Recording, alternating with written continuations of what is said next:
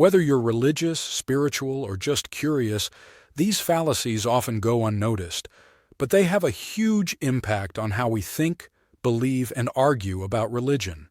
By understanding these fallacies, you can strengthen your critical thinking skills and engage in more meaningful conversations. Let's kick things off with the first logical fallacy you'll find in many religious arguments. 1.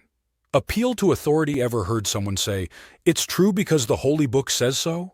This is an appeal to authority where someone uses the words of a religious leader or sacred text as the ultimate proof of truth, without questioning it. But remember, just because someone or something claims authority doesn't mean they are always right. 2. Appeal to tradition. This is when someone argues that something is true or right, just because it's been done for centuries. We've been doing this for thousands of years, so it must be right. But just because something is old doesn't make it automatically valid. Traditions evolve, and sometimes we need to challenge them. 3. Circular reasoning. This one is tricky.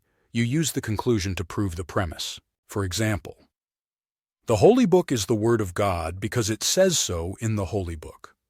Well, if the Holy Book is the authority, then why does it need to validate itself? 4. False dichotomy. You've probably heard something like this.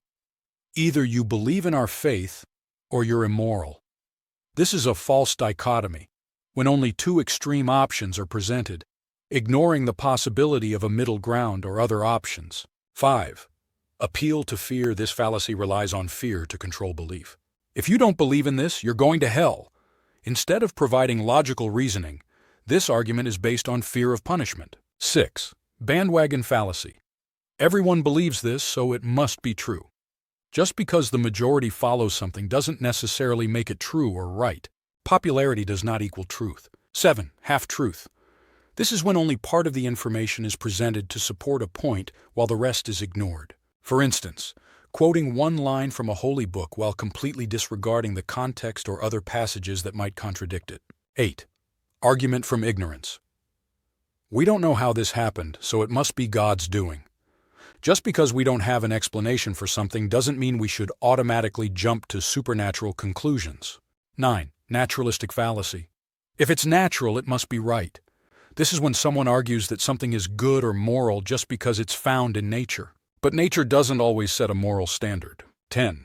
False cause linking. Two events together because one follows the other doesn't always mean they're connected. For example, we prayed for rain and it rained, so the prayer caused it. It could just be a coincidence. 11. Appeal to the people. Everyone believes this, so it must be true. Popular opinion is often used as evidence. But just because the majority holds a belief doesn't mean it's correct. 12. Appeal to pity. Using pity to win an argument. You should follow our religion because we are suffering. While sympathy can be powerful, it doesn't make an argument valid. 13. Strawman fallacy. This is when someone misrepresents their opponent's argument to make it easier to attack. Non-believers say there is no God, so they are wrong.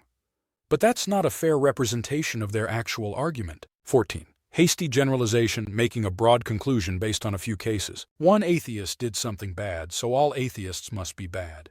This is an unfair and illogical jump. 15. Slippery slope. This fallacy argues that if one small change happens, it will inevitably lead to extreme consequences. If we allow one new interpretation of the Bible, we'll end up rejecting all religious rules. 16. Appeal to force. This is when someone uses threats or force to justify their argument. Believe this, or there will be consequences. This is not a rational way to persuade someone. 17.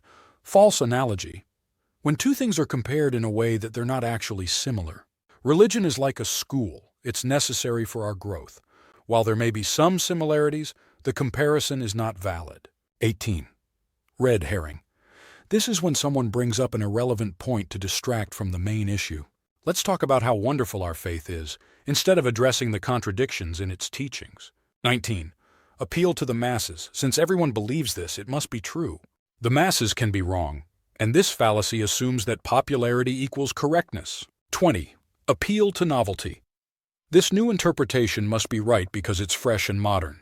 Just because an idea is new doesn't automatically mean it's better or more accurate. So, there you have it, 20 common logical fallacies that pop up in religious arguments. I hope this video helped you become more aware of these tactics and gave you some insight into critical thinking.